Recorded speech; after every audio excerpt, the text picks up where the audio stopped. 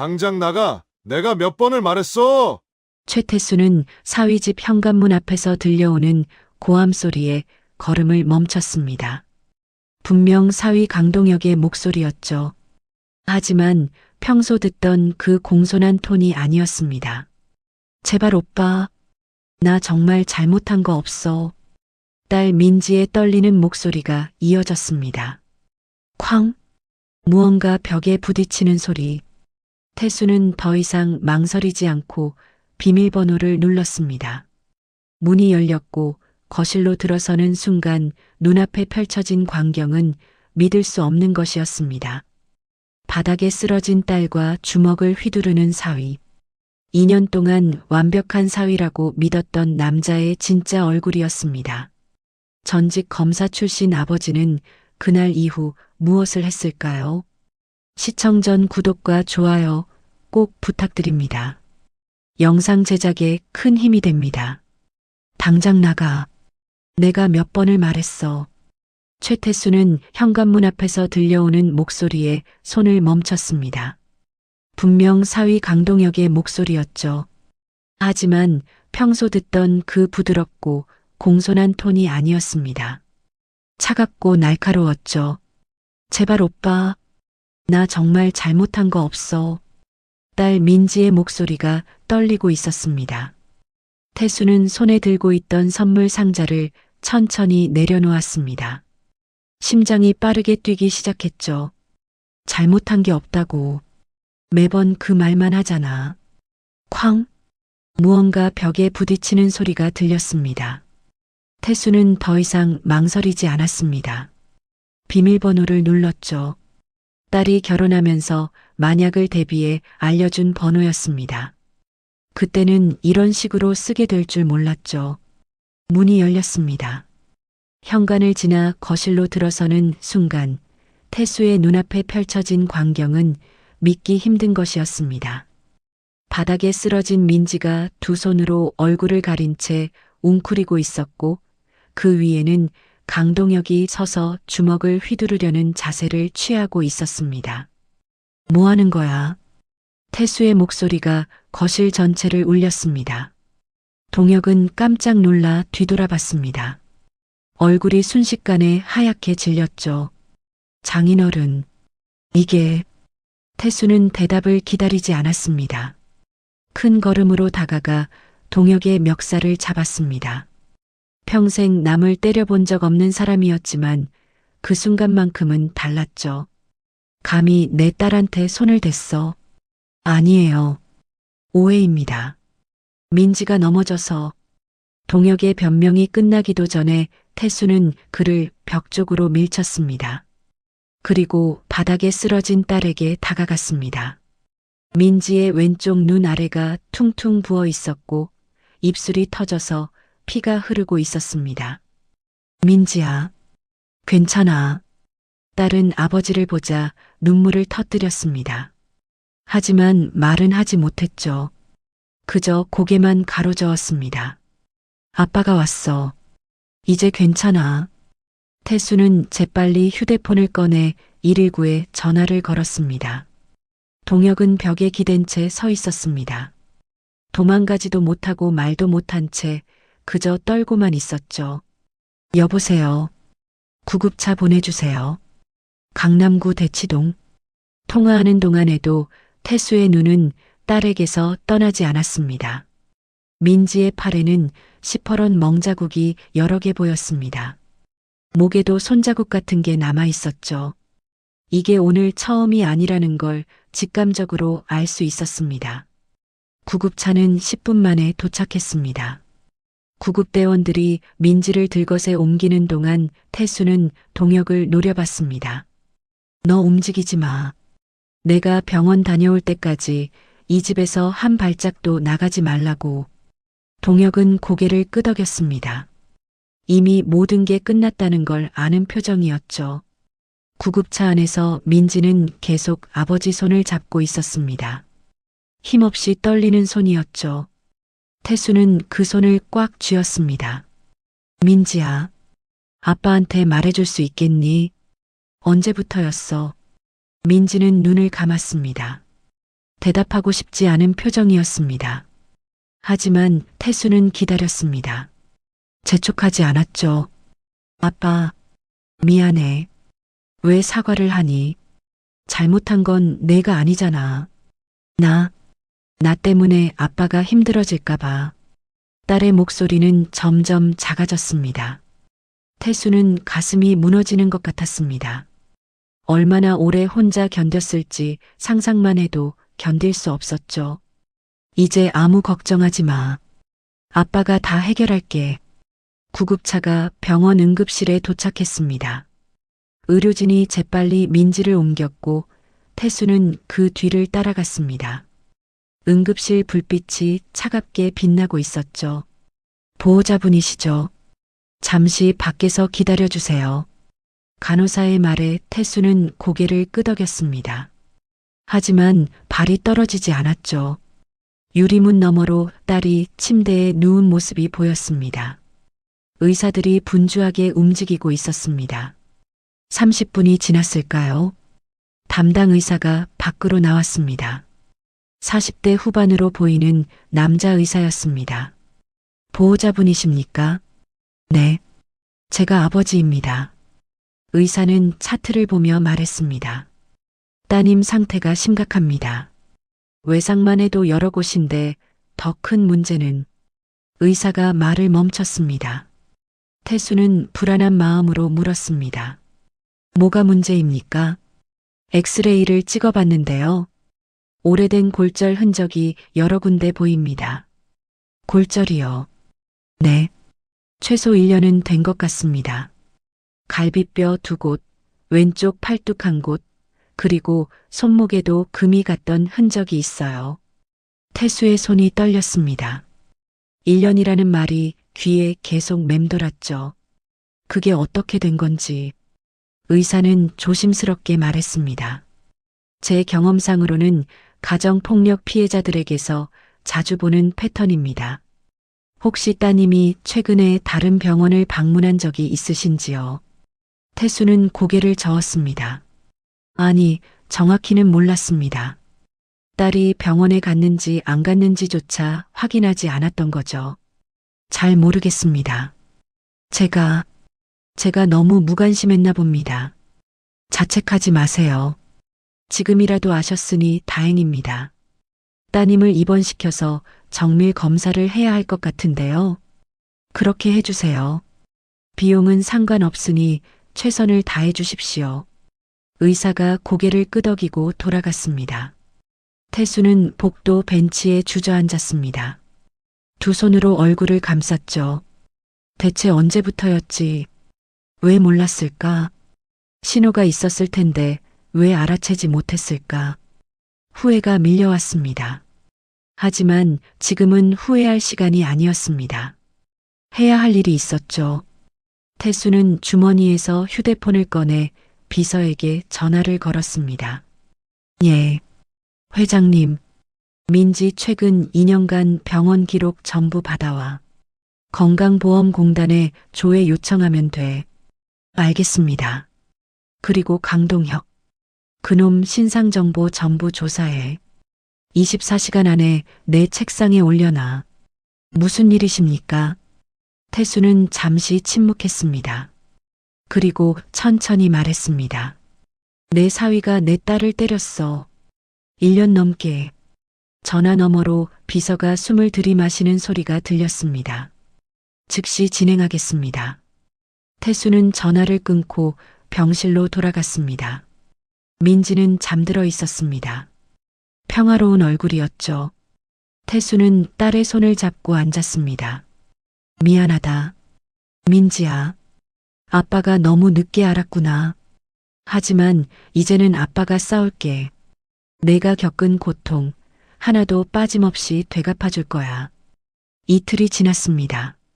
민지는 병원 침대에 누워 천장을 바라보고 있었습니다. 눈가가 빨갛게 부어 있었죠. 민지야. 딸이 고개를 돌렸습니다. 아버지를 보자 또 눈물이 흘렀습니다. 아빠, 창피해. 뭐가 창피하니? 내가 잘못한 게 없는데. 태수는 딸의 손을 잡았습니다. 너무 말라서 뼈만 만져졌습니다. 언제 이렇게 살이 빠졌을까요? 의사 선생님이 그러시던데 오래된 상처들이 있다고 하더구나. 민지는 고개를 돌렸습니다. 대답하고 싶지 않다는 표정이었죠. 민지야, 아빠한테 말해줘. 언제부터였니? 잠시 침묵이 흘렀습니다. 민지는 천천히 입을 열었습니다. 결혼하고 6개월쯤 지났을 때부터였어요. 6개월? 그럼 1년 반 동안. 네. 태수는 숨이 막혔습니다. 1년 반이나 혼자 견뎠다는 말이 믿기지 않았습니다. 왜 말하지 않았니? 아빠한테 왜? 민지가 아버지를 봤습니다. 눈물이 그득했죠. 동혁 오빠가 그랬어요. 만약 누구한테라도 말하면 아빠 법조계 경력을 다 무너뜨리겠다고. 자기 아버지가 건설업계에서 얼마나 힘이 있는지 아냐고. 온갖 비리를 제보해서 변호사 자격까지 박탈시킬 수 있다고 했어요.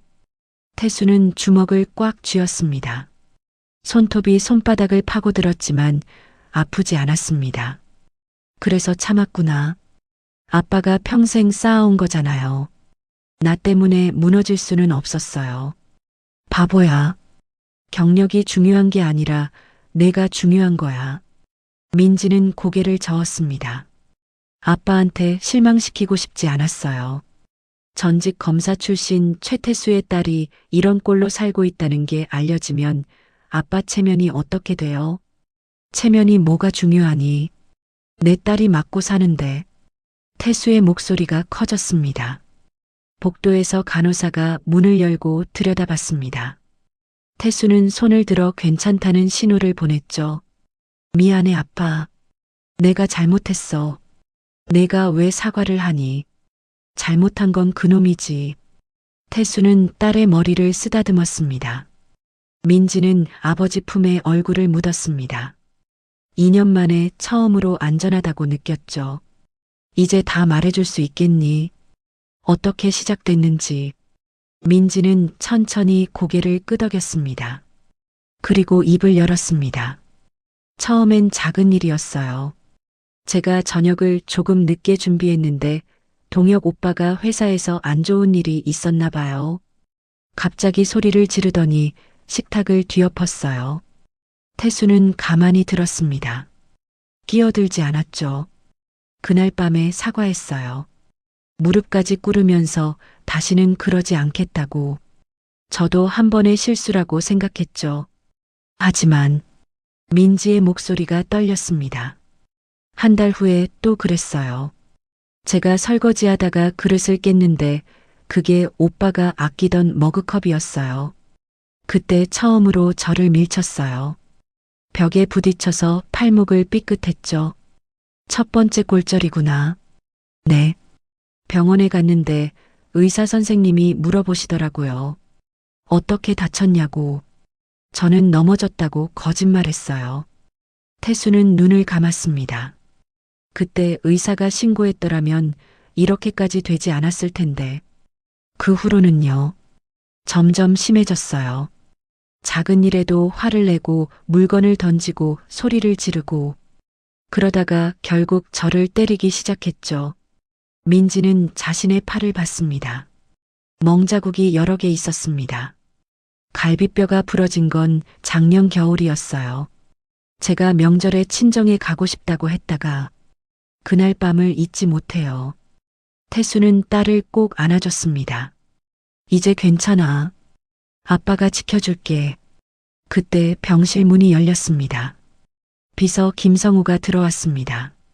회장님, 자료 준비됐습니다. 태수는 민지에게 말했습니다. 민지야, 아빠 잠깐 나갔다 올게. 금방 돌아올게. 네. 아빠. 태수는 병실 밖으로 나왔습니다.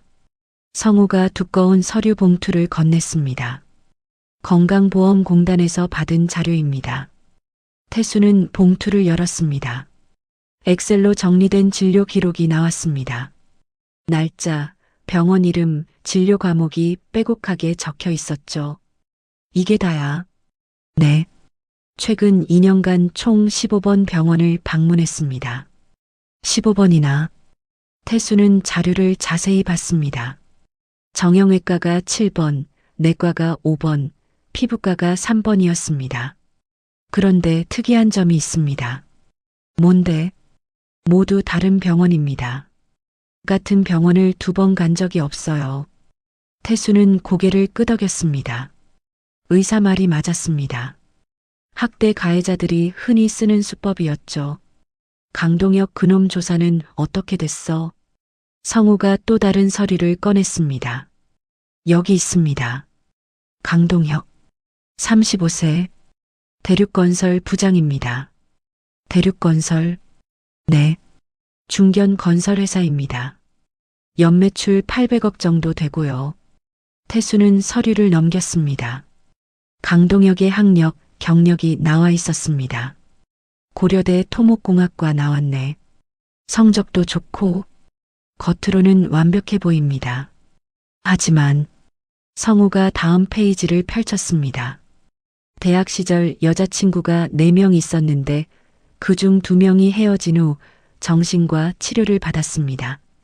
이유는 정확히는 확인되지 않았습니다. 하지만 주변 증언으로는 데이트 폭력이 의심됩니다. 태수의 눈빛이 차갑게 변했습니다. 계속해. 그리고 현재 불륜 관계를 유지하고 있습니다. 뭐? 성우가 사진 몇 장을 꺼냈습니다. 강동혁이 젊은 여성과 호텔에 들어가는 모습이었습니다. 같은 회사 기획팀 사원 이수진 씨입니다. 6개월 전부터 관계를 유지하고 있는 것으로 확인됩니다. 태수는 사진을 구겨버렸습니다. 손이 떨렸습니다. 이 계좌식이 계좌 내역도 더 있습니다. 성우가 재무자료를 펼쳤습니다. 강동혁 씨 명의로 된 오피스텔이 있습니다. 강남역 근처인데 매달 관리비 포함 180만 원씩 나가고 있어요. 그곳에서 만나는군. 네. 그리고 이수진 씨 통장에 매달 150만 원씩 입금되고 있습니다. 태수는 서류를 탁자에 내려놓았습니다. 너무 화가 나서 손이 떨렸죠. 대륙건설은 어떤 회사야? 성우가 노트북을 열었습니다. 중견기업입니다. 주요 사업이 화면을 보여줬습니다. 태수는 눈을 크게 떴습니다. 재개발 사업이 주력이네. 네. 현재 진행 중인 프로젝트가 3개 있습니다. 총 사업비 2천억 규모고요. 태수는 고개를 끄덕였습니다. 뭔가 생각이 떠올랐죠. 인허가는 어떻게 받았어? 성우가 자료를 찾았습니다. 구청장이 직접 승인했습니다. 작년 말에요. 구청장 이름이 뭐야? 박준영입니다. 태수는 미소를 지었습니다. 차가운 미소였죠. 박준영. 내가 검사 시절에 뇌물 받다가 걸릴 뻔한 사람이지. 네, 맞습니다. 그때 제보자가 갑자기 진술을 번복해서 무혐의 처분됐었지. 성우도 이해했습니다. 혹시 대륙건설이 조사해봐. 구청장한테 뭘 줬는지 24시간 안에 결과 올려. 알겠습니다. 그리고 한 가지 더. 네. 강동혁 그놈이 회사에서 맡은 프로젝트 전부 조사해. 자재 구매, 하도급 업체 선정, 공사비 집행 내역. 전부 다. 혹시 횡령을 의심하십니까? 건설업계에서 깨끗한 놈이 어디 있어. 파면 나와.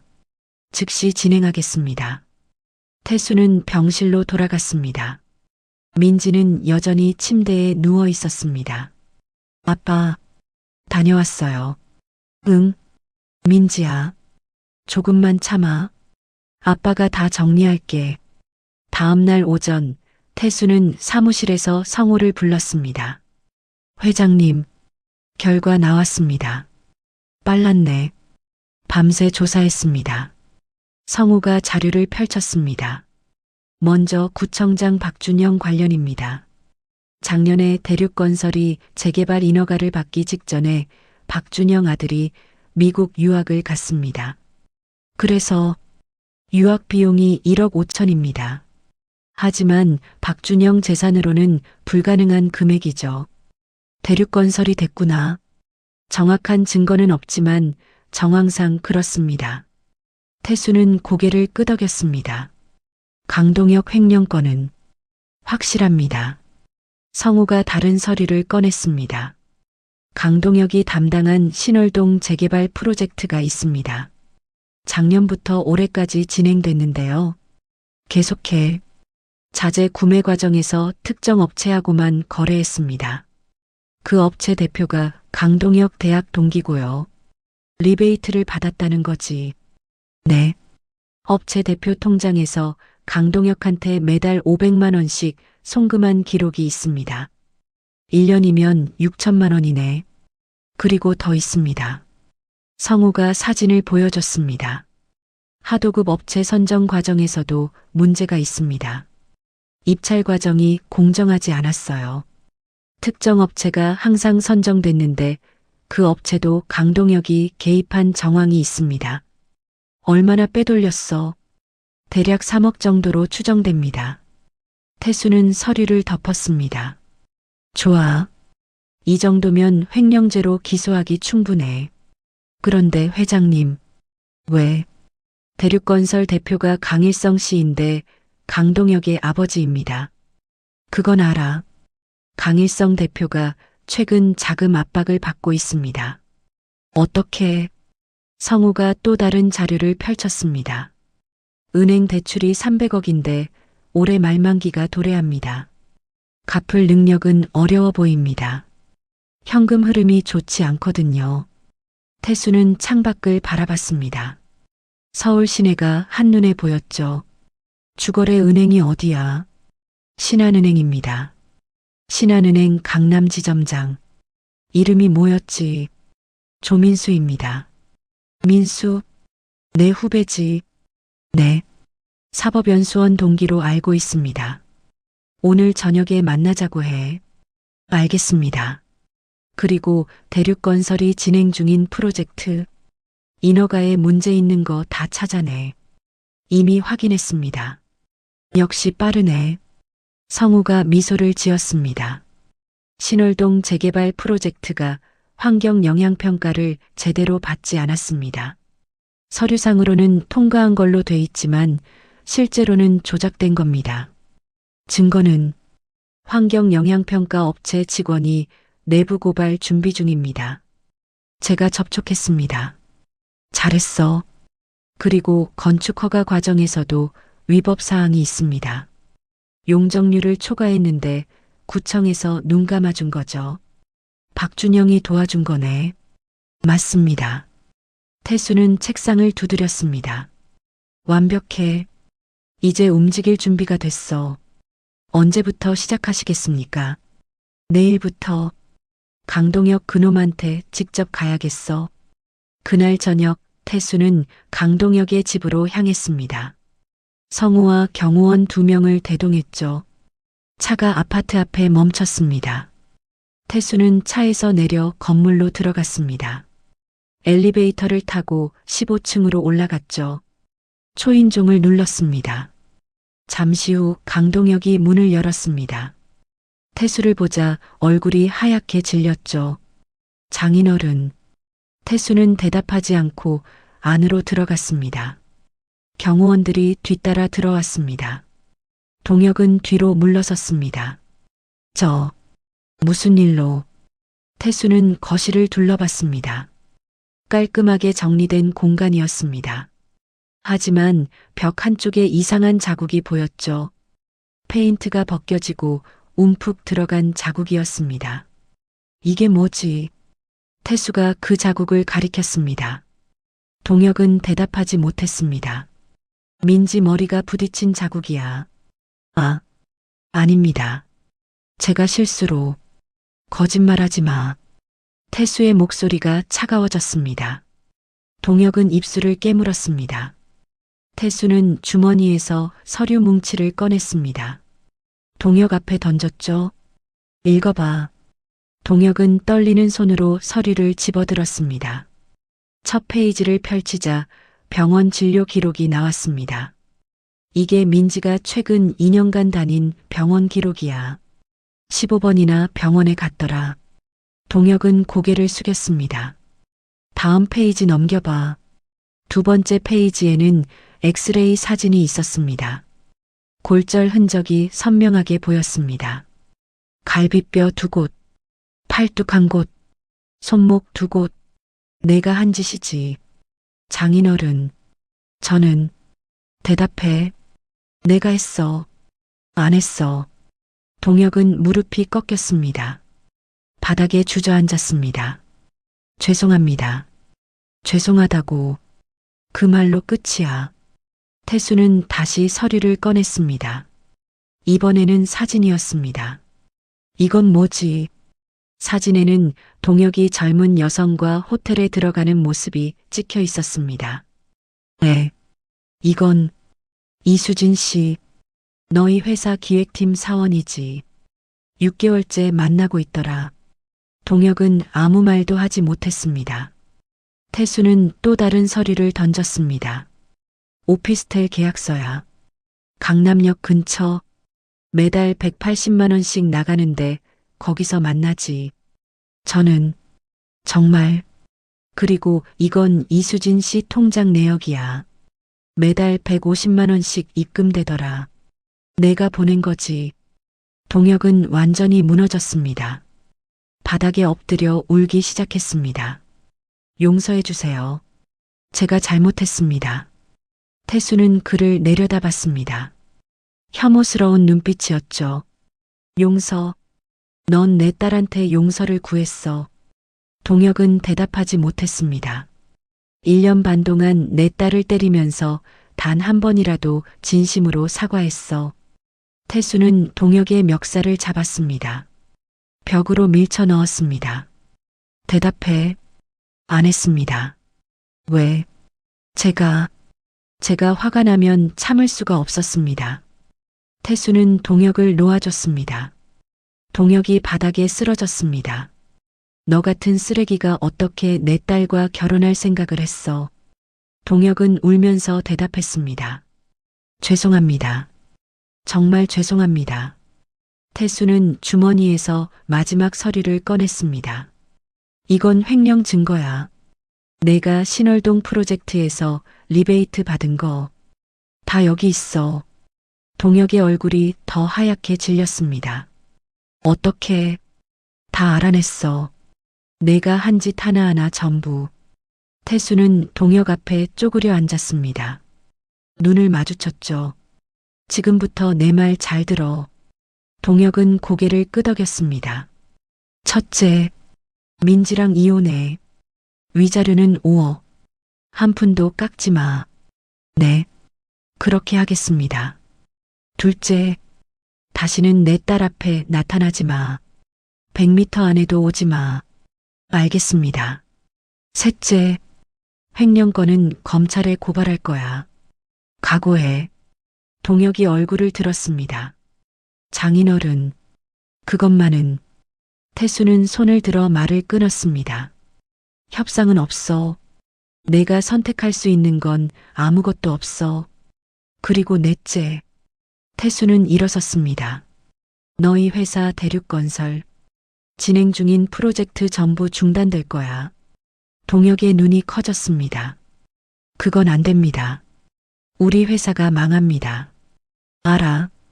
그게 목적이야. 태수는 뒤돌아서서 현관으로 향했습니다. 장인어른, 제발. 동혁이 태수의 다리를 붙잡았습니다. 태수는 그를 차갑게 내려다봤습니다. 놓지 않으면 폭행죄로 고소할 거야. 동혁은 손을 놓았습니다. 태수는 문을 열고 나갔습니다. 경호원들이 따라 나왔죠.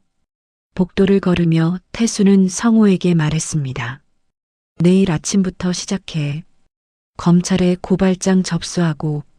알겠습니다. 그리고 환경영향평가 조작건. 국토부에 제보해. 네. 회장님.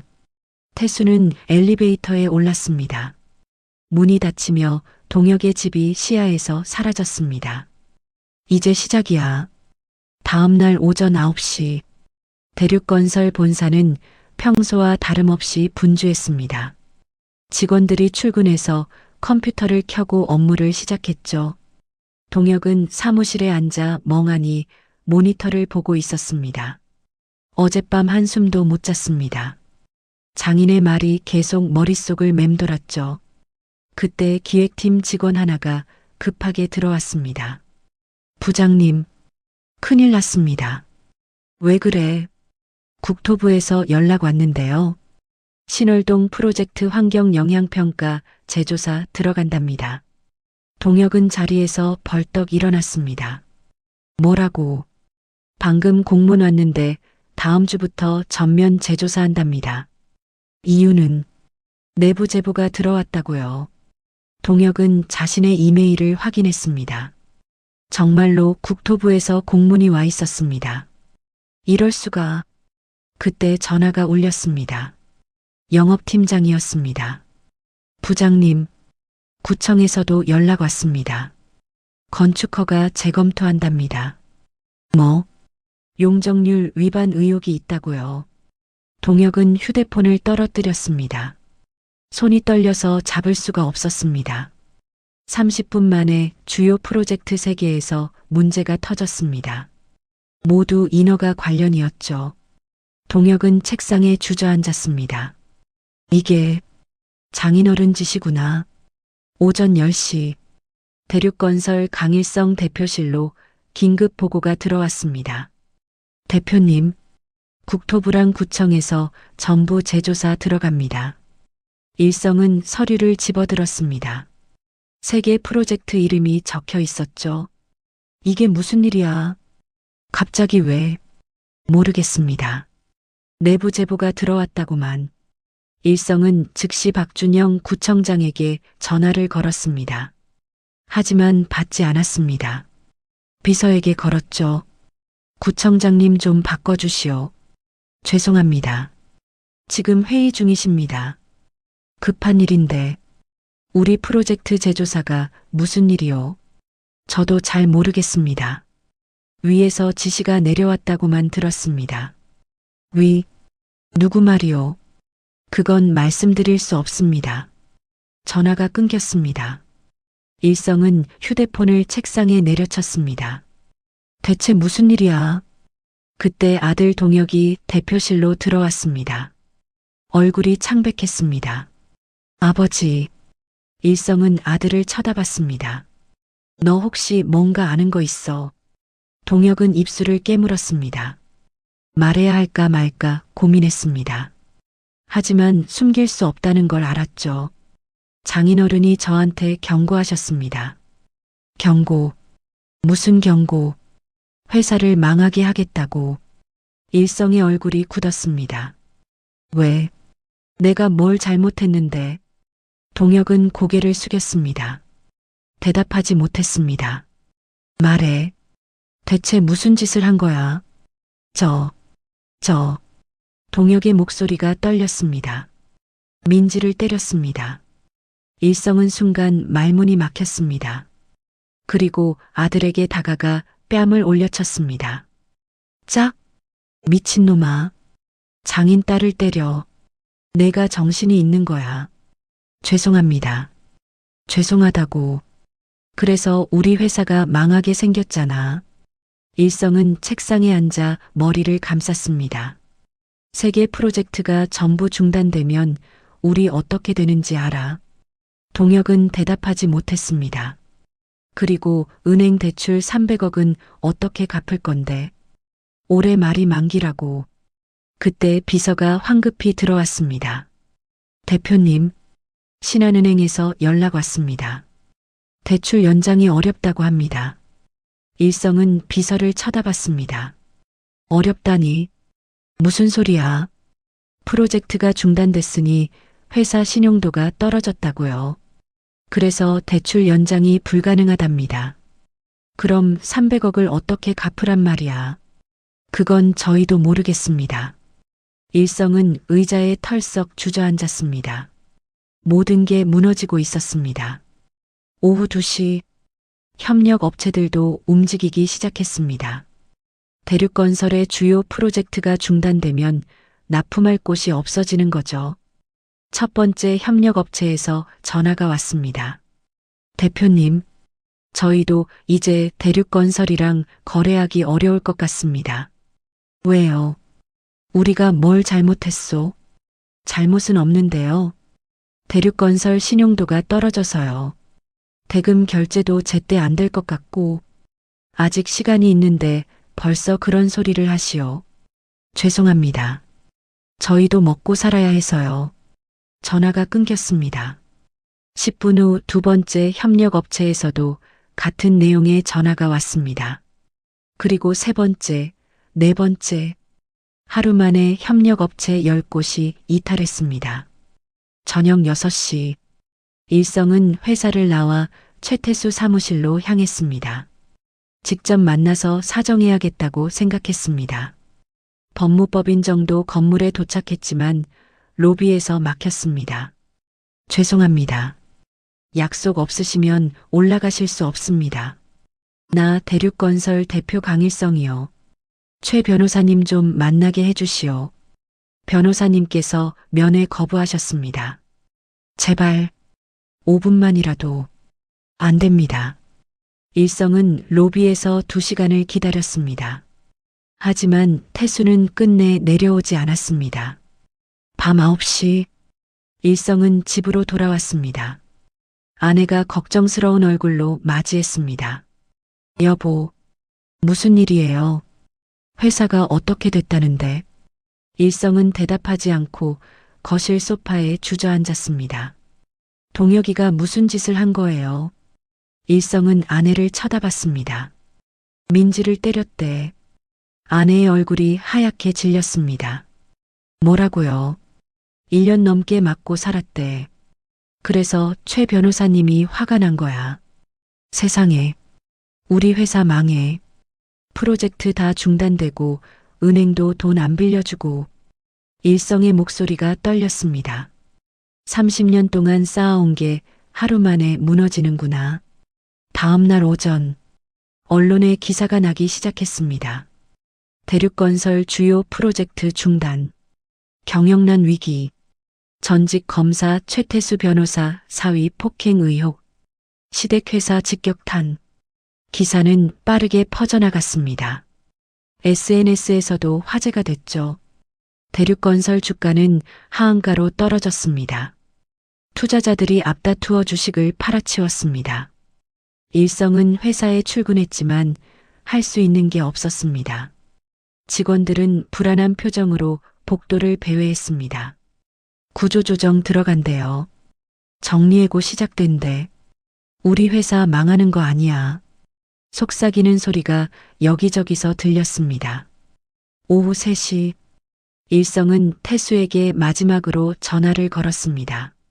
이번에는 받았습니다. 최 변호사님, 일성의 목소리가 떨렸습니다. 뭐요?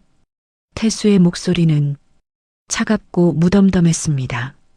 제발 한 번만 기회를 주십시오. 제 아들 잘못은 제가 책임지겠습니다. 어떻게 책임질 건데요? 이혼시키겠습니다.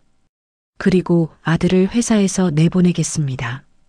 그러니 프로젝트를 다시 진행할 수 있게 해주십시오. 태수는 잠시 침묵했습니다. 그리고 천천히 말했습니다. 강 대표님, 저한테 회사가 뭐가 중요합니까? 하지만 내 딸이 1년 넘게 맞고 산 거에 비하면 회사는 아무것도 아니에요.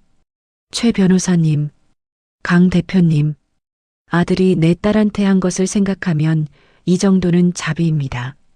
전화가 끊겼습니다. 일성은 휴대폰을 놓지 못하고 한참을 들고 있었습니다.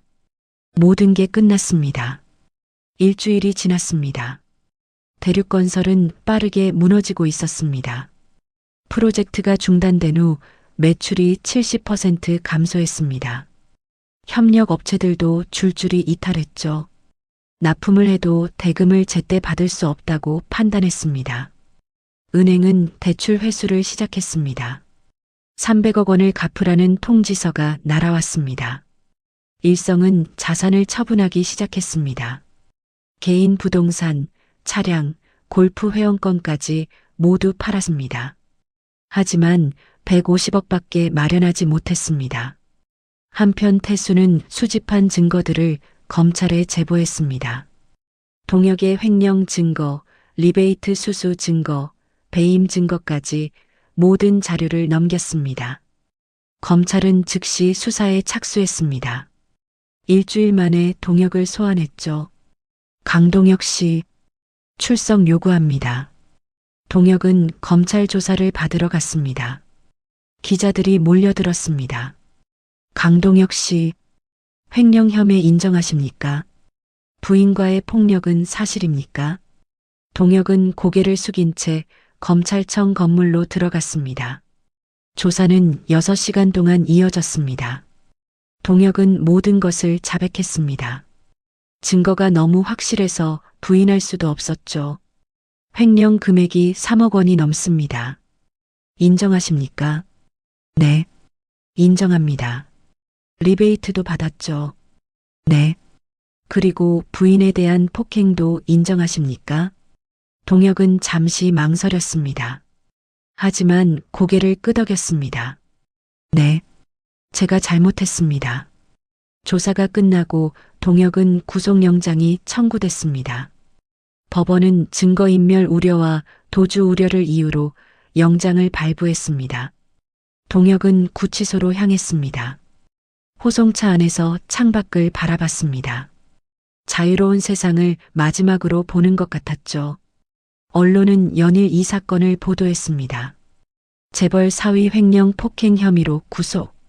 대륙건설 사실상 파산 수순. 가정폭력 피해자였던 최민지 씨 회복 중. 기사마다 동혁을 비난하는 댓글이 쏟아졌습니다. 저런 쓰레기가 사람이야. 평생 감옥에서 썩어야 해. 부인한테 맞은 만큼 맞아야지. 동혁의 인생은 완전히 무너졌습니다. 대륙건설도 결국 법정 관리에 들어갔습니다. 직원들은 정리해고됐고 회사 건물도 경매에 넘어갔습니다. 일성은 모든 것을 잃었습니다. 30년 동안 쌓아온 회사, 재산, 명예 모두 사라졌습니다. 어느 날 저녁, 일성은 태수를 찾아갔습니다. 법무법인이 아닌 민지가 입원한 병원으로 갔습니다. 복도에서 태수를 만났습니다. 태수는 병실에서 나오는 길이었죠. 최 변호사님, 일성의 목소리는 힘없었습니다. 무슨 일이십니까? 태수의 목소리는 여전히 차가웠습니다. 용서를 구하러 왔습니다. 저한테요? 아니요. 따님한테요. 일성은 고개를 깊이 숙였습니다. 제 아들이 저지른 일, 부모로서 책임을 통감합니다. 따님께 직접 사과하고 싶습니다. 태수는 잠시 생각했습니다. 그리고 고개를 저었습니다. 안 됩니다. 제발. 제 딸은 이제 겨우 마음의 평화를 찾아가고 있습니다. 강 대표님을 만나면 다시 그때 기억이 떠오를 거예요. 일성은 무릎을 꿇었습니다. 복도 바닥에 무릎을 꿇고 고개를 숙였습니다. 제발 한 번만. 태수는 일성을 내려다봤습니다. 강 대표님 일어나십시오. 하지만 용서는 제가 할 수 있는 게 아닙니다. 제 딸이 할 일이에요. 그리고 제 딸은 아직 준비가 안 됐습니다. 일성은 천천히 일어섰습니다. 눈물이 흘러내렸습니다. 제 인생이 무너지는 건 감수하겠습니다. 하지만 제 아들이라도 용서받을 수 있을까요? 태수는 고개를 저었습니다. 그건 법원이 판단할 일입니다. 그리고 제 딸이 결정할 일이고요. 일성은 더 이상 할 말이 없었습니다. 고개를 숙이고 병원을 나갔습니다. 태수는 그의 뒷모습을 바라봤습니다. 동정심이 들지는 않았습니다. 딸이 겪은 고통을 생각하면 이 정도는 당연한 대가였으니까요. 병실로 들어가자 민지가 창밖을 보고 있었습니다. 아빠, 누가 왔었어요? 아무도 아니야. 태수는 딸 옆에 앉았습니다. 민지야, 기분은 좀 어때? 많이 좋아졌어요. 이제 악몽도 안 꿔요. 다행이다. 아빠, 고마워요. 뭐가? 나를 지켜줘서. 민지는 아버지 손을 잡았습니다. 당연한 거야. 아빠니까. 태수는 딸을 꼭 안아줬습니다. 이제 모든 게 끝났습니다. 동혁은 감옥에 갔고 대륙건설은 무너졌고 딸은 안전해졌습니다. 복수는 완성됐습니다. 2개월이 지났습니다. 동혁의 재판이 시작됐습니다. 법정에는 많은 사람들이 모였습니다. 기자들, 방청객들, 그리고 태수와 민지도 있었습니다. 동혁은 수갑을 찬 채 입장했습니다. 얼굴이 많이 수척해졌습니다. 2개월간 구치소 생활이 그를 완전히 바꿔놓았죠. 재판장이 입장했습니다. 피고인 강동혁, 횡령, 배임, 상해 등의 혐의로 기소됐습니다.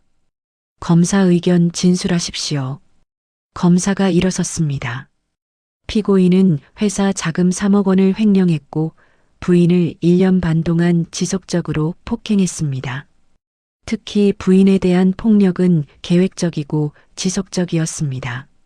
엄벌을 요청합니다. 변호인 의견 진술하십시오. 동혁의 변호사가 일어섰습니다.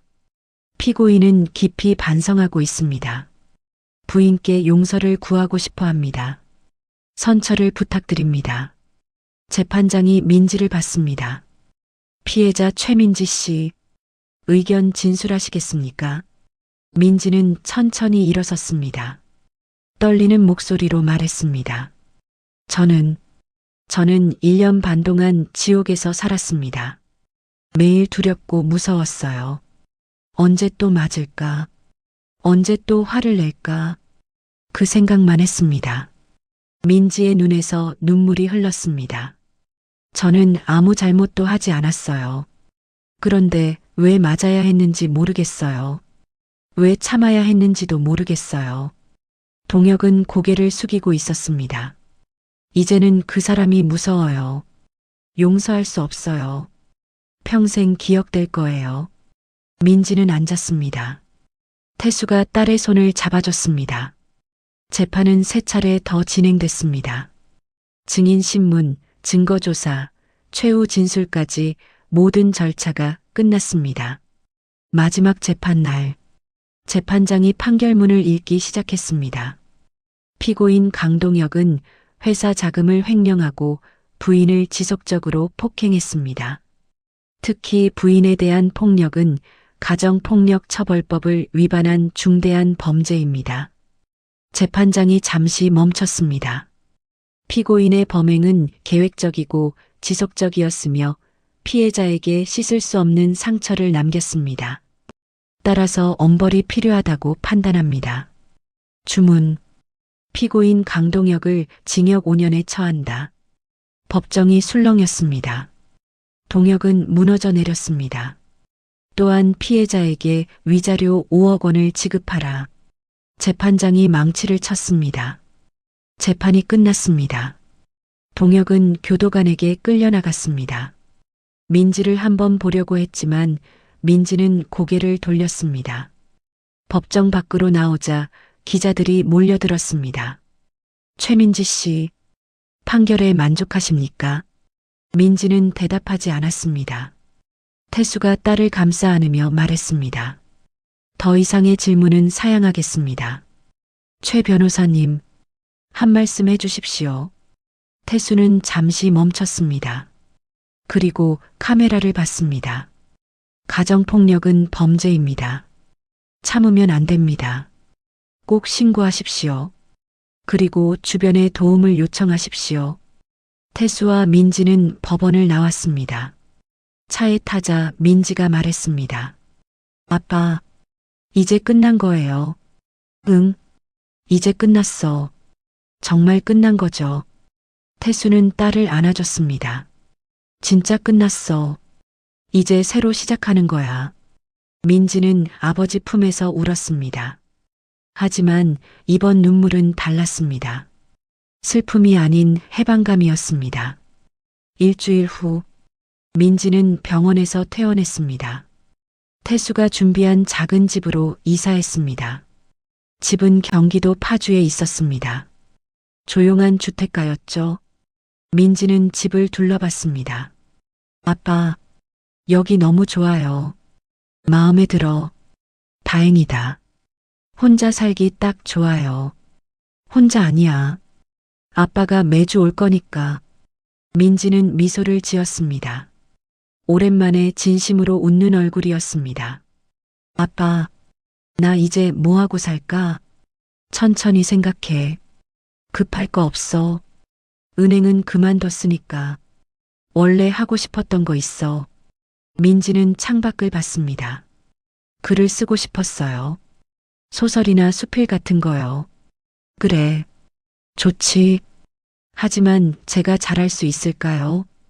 태수는 딸의 손을 잡았습니다. 민지야, 내가 하고 싶은 거면 뭐든 잘할 수 있어. 아빠가 믿어. 민지는 고개를 끄덕였습니다. 고마워요. 아빠, 그날부터 민지는 글을 쓰기 시작했습니다. 자신의 이야기를 글로 풀어냈습니다. 처음에는 힘들었습니다. 그때 기억이 떠올라서 울기도 했습니다. 하지만 쓸수록 마음이 가벼워졌습니다. 3개월 후, 민지는 첫 원고를 완성했습니다. 제목은 다시 봄이었습니다. 출판사에 원고를 보냈습니다. 2주 후 연락이 왔습니다. 최민지 작가님, 원고 잘 봤습니다. 출판하고 싶습니다. 민지는 기뻤습니다. 아버지에게 전화를 걸었습니다. 아빠, 책이 나와요. 제 책이요. 정말 축하한다. 민지야, 아빠 덕분이에요. 내가 잘한 거야. 민지는 눈물을 흘렸습니다. 하지만 이번에는 기쁜 눈물이었습니다. 6개월이 지났습니다. 민지의 책이 출간됐습니다.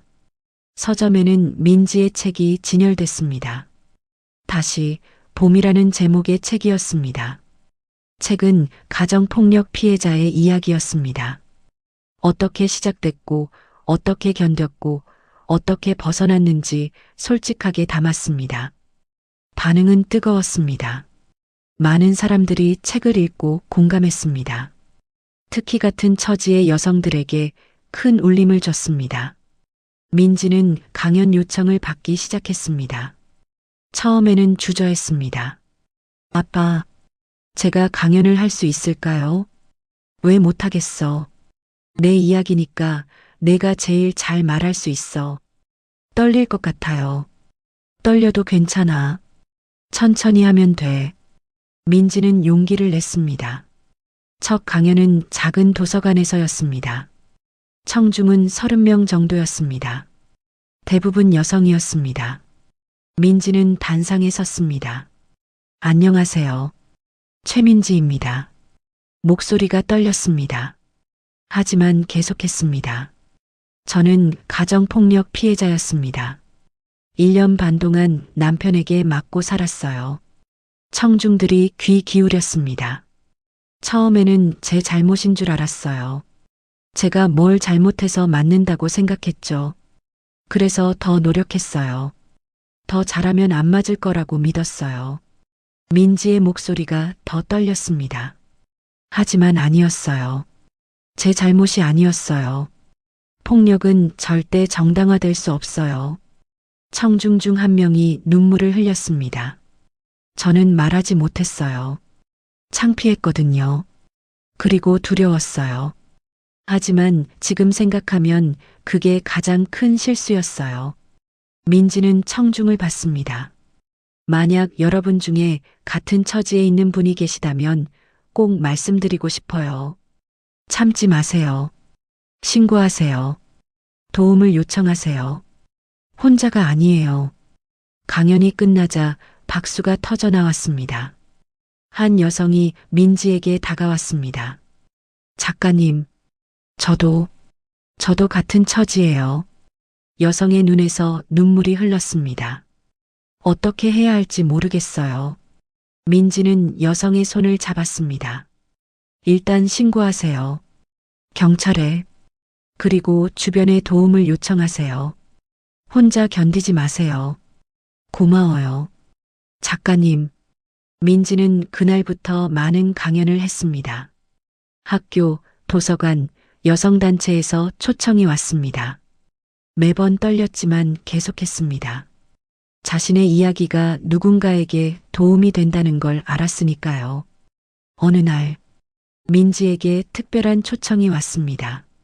국회에서 가정폭력방지법 개정안 공청회에 증인으로 나와달라는 것이었습니다.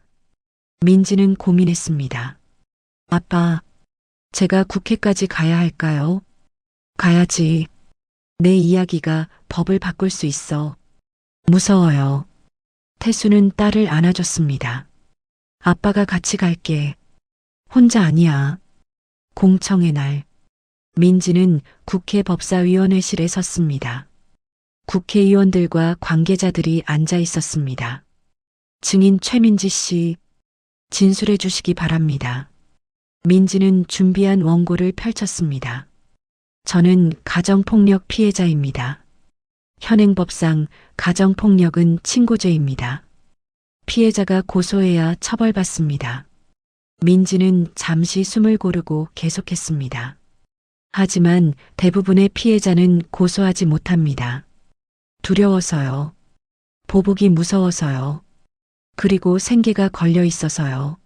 한 의원이 고개를 끄덕였습니다. 저는 제안합니다. 가정폭력을 비친고죄로 바꿔야 합니다. 제3자가 신고해도 수사가 시작돼야 합니다. 그래야 피해자를 보호할 수 있습니다. 민지의 목소리가 떨렸지만 힘이 있었습니다. 그리고 가해자에 대한 처벌도 강화해야 합니다. 지금은 너무 약합니다. 폭력이 반복되는 이유가 처벌이 약하기 때문입니다. 진술이 끝나자 의원들이 질문했습니다. 증인께서는 왜 오랫동안 신고하지 못하셨습니까? 두려웠습니다. 그리고 창피했습니다. 전직 검사 딸이 맞고 산다는 게 알려지면 아버지 체면이 어떻게 될까 걱정했습니다. 지금은 어떻습니까? 지금은 말할 수 있습니다. 제 이야기가 누군가를 도울 수 있다면 창피함 따위는 중요하지 않습니다. 공청회가 끝나고 민지는 복도로 나왔습니다. 태수가 기다리고 있었습니다. 민지야, 잘했어. 떨렸어요. 그래도 끝까지 했잖아. 자랑스럽다. 민지는 아버지를 안아줬습니다.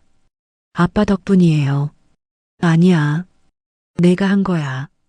3개월 후 가정폭력방지법 개정안이 국회를 통과했습니다. 가정폭력이 비친고죄가 됐습니다. 민지는 뉴스를 보며 눈물을 흘렸습니다. 아빠, 법이 바뀌었어요. 응, 내가 바꾼 거야. 이제 더 많은 사람들이 도움받을 수 있겠죠. 그럼, 내 덕분에. 민지는 창밖을 봤습니다. 봄꽃이 만개하고 있었습니다. 아빠, 나 이제 괜찮아요. 알아. 정말 괜찮아요. 태수는 딸을 안아줬습니다. 1년이 지났습니다. 민지는 완전히 새로운 삶을 살고 있었습니다. 두 번째 책을 출간했습니다. 제목은 당신은 혼자가 아닙니다였습니다. 가정폭력 피해자들을 위한 실질적인 조언과 법률 정보를 담았습니다. 책은 베스트셀러가 됐습니다. 많은 사람들이 책을 읽고 용기를 얻었습니다. 민지는 가정폭력 피해자 지원센터에서 자원봉사를 시작했습니다. 매주 화요일마다 센터에 가서 상담을 도왔습니다. 어느 화요일, 한 여성이 센터를 찾아왔습니다. 30대 초반으로 보이는 여성이었습니다. 저, 도움이 필요해서요. 여성의 목소리가 떨렸습니다. 앉으세요. 천천히 말씀하세요. 민지가 부드럽게 말했습니다. 제 남편이 저를 때려요. 여성이 눈물을 흘렸습니다. 언제부터였어요? 6개월 전부터요. 처음에는 가끔이었는데 이제는 매주예요. 민지는 여성의 손을 잡았습니다. 신고는 하셨어요. 못했어요. 무서워서요. 남편이 더 화낼까 봐요. 민지는 자신의 이야기를 했습니다. 저도 그랬어요. 1년 반 동안 참았어요. 하지만 참으면 안 돼요. 더 심해질 뿐이에요. 어떻게 해야 하죠? 일단 신고하세요. 경찰에. 그리고 보호시설로 가세요. 여기서 도와드릴 수 있어요. 여성은 고개를 끄덕였습니다. 고마워요. 작가님, 책 읽었어요. 그래서 용기를 냈어요. 민지는 미소를 지었습니다. 잘하셨어요. 지금이 가장 중요한 순간이에요. 민지는 여성을 경찰서까지 동행했습니다. 신고를 마치고 보호시설로 안내했습니다. 집으로 돌아오는 길, 민지는 뿌듯했습니다. 자신의 경험이 누군가를 도왔다는 게 기뻤습니다. 그날 저녁, 태수가 민지 집에 왔습니다. 함께 저녁을 먹었습니다. 민지야, 오늘 어땠어? 좋았어요. 한 분을 도와드렸어요. 그래, 잘했네. 아빠, 나 이제 진짜 괜찮아요. 태수는 딸을 봤습니다. 알아. 내 얼굴 보면 알아. 예전에는 악몽도 자주 꾸고 무서웠는데 이제는 안 그래요. 다행이다. 민지는 창밖을 봤습니다. 그때 일이 없었으면 지금의 내가 없었을 거예요. 무슨 말이야. 물론 그때는 힘들었지만 그 경험이 저를 강하게 만들었어요. 그리고 다른 사람들을 도울 수 있게 해줬어요. 태수는 고개를 끄덕였습니다. 그래, 넌 정말 강해졌어. 아빠 덕분이에요. 아빠가 지켜줘서. 태수는 딸의 손을 잡았습니다. 앞으로도 계속 지켜줄게. 고마워요. 아빠. 두 사람은 함께 차를 마셨습니다. 편안한 침묵이 흘렀습니다. 어느 봄날, 민지는 첫 강연회를 열었습니다. 큰 강당이었습니다. 500명이 넘는 청중이 왔습니다.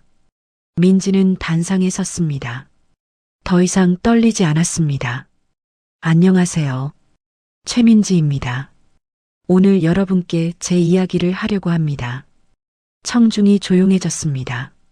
저는 가정폭력 피해자였습니다. 하지만 지금은 생존자입니다. 그리고 여러분께 말씀드리고 싶습니다. 폭력에서 벗어날 수 있습니다.